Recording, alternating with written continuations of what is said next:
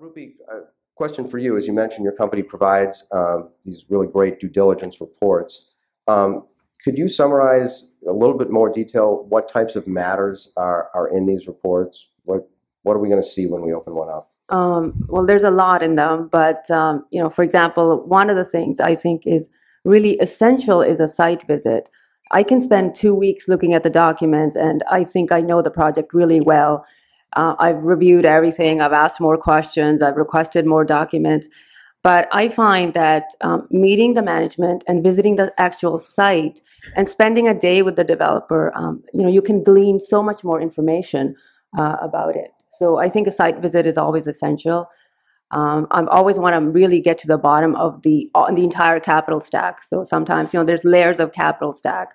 For example, if there is some sort of equity commitment from a government agency or a quasi-government corporation, you want to make sure that the resolution's been passed and it's actually real.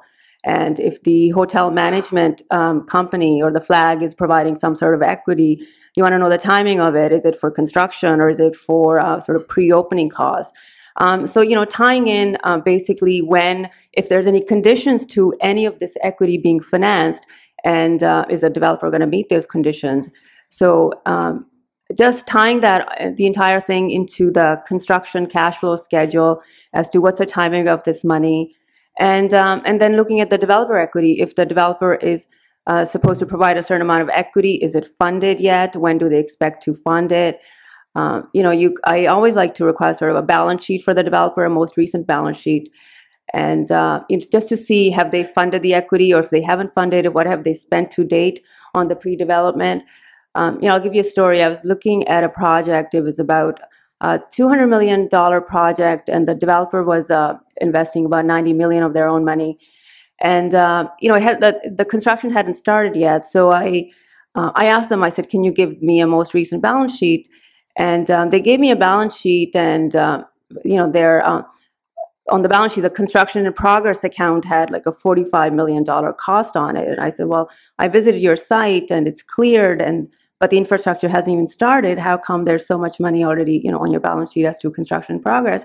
And, they told me the story behind that basically it was, they bought this land out of foreclosure, and they took a few years to evaluate what's the best use of this land, and they decided that the current hotel that was on the land, they wanted to buy out the management agreement, and so they incurred a lot of costs to get the project to where it was, and they perceived it as a sunk cost, basically. So in the PPM, it wasn't even part of the capital stack.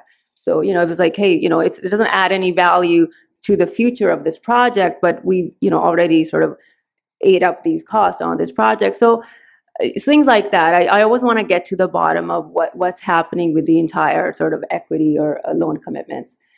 So that's one of the things. So yeah, I think that's a great example. And and as someone who writes, my law firm writes PPMs, and we work closely with the developers of the regional centers in doing that.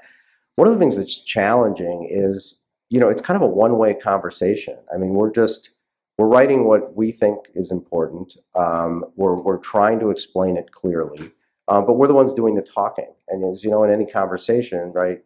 Usually, somebody will say, there'll be back and forth. And I think that's a major function of due diligence is, to be able to have a conversation of things, instead of one party just speaking it and not really not necessarily knowing what the audience is going to care about. If the audience, whether it be Rupy or somebody else conducting due diligence, asks a good question, that can be a really great place for me as the lawyer writing these things, or for the developer to say, oh, thank you for asking that question.